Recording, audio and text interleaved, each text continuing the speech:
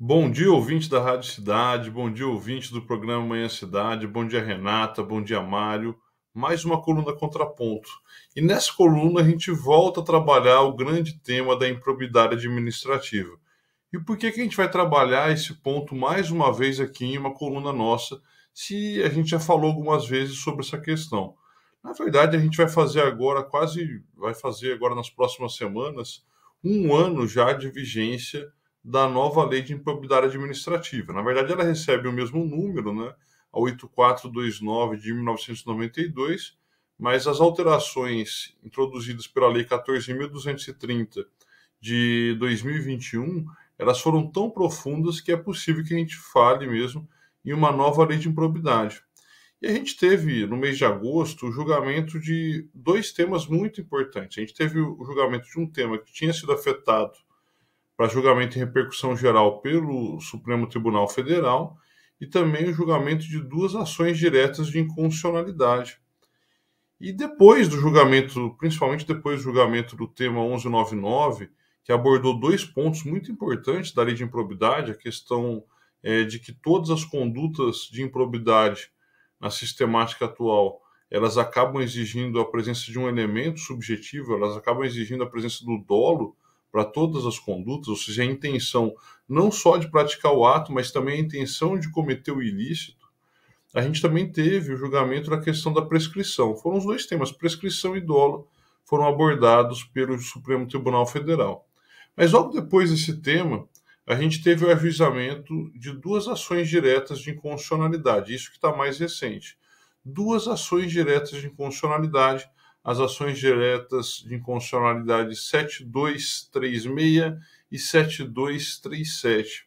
São duas associações nacionais do Ministério Público que questionam agora uma discussão muito mais profunda. Eles acabam tentando levantar a inconstitucionalidade de diversos dispositivos. Né? E quando eu falo diversos, estou falando de pelo menos 14 pontos da lei de improbidade são atacados nessas duas ações diretas de inconstitucionalidade. E alguns desses pontos a gente já ouviu falar. A gente já teve, inclusive, debate no Supremo. E a gente teve debate, por exemplo, sobre o dolo, agora em agosto, com o julgamento de que, teoricamente, o dolo seria, para todas as condutas, seria algo constitucional, ou seja, algo que não estaria maculado. E, mesmo assim, o Ministério Público agora questiona, agora por meio de uma outra demanda, por meio de uma ação direta de inconstitucionalidade. A gente também teve o debate da prescrição no tema 1199 e agora esse debate ele vai ser retomado e aprofundado nessas duas ações diretas de inconstitucionalidade. Mas o ponto é que se a gente tiver uma inconstitucionalidade mais profunda desses 14 pontos que foram levantados pelo Ministério Público, a gente vai ter um esvaziamento completo da reforma da lei de improbidade, ou pelo menos um esvaziamento não completo, mas pelo menos bastante significativo. No entanto, vários questionamentos que essas duas entidades associativas do MP acabaram fazendo, acabaram apontando, são questionamentos importantes e vai ser bacana a gente ver uma decisão do Supremo sobre todos esses aspectos. Isso vai ajudar a gente a formar uma noção mais completa do que seria esse novo sistema, inclusive de ordem processual, que é o sistema para aplicação de sanções não penais.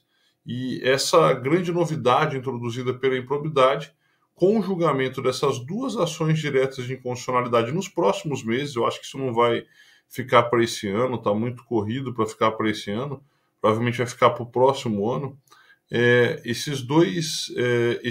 Essas duas ações diretas de inconstitucionalidade vão fixar uma interpretação mais definitiva sobre essa mudança abrupta no panorama do tratamento da improbidade no direito brasileiro.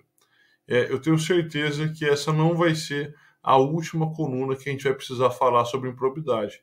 Quando a gente tiver o julgamento dessas duas ações diretas, por exemplo, certamente a gente vai ter que dedicar um bom tempo do nosso trabalho aqui na coluna Contraponto para poder debater esse tema que é do nosso cotidiano, embora a gente não imagine isso.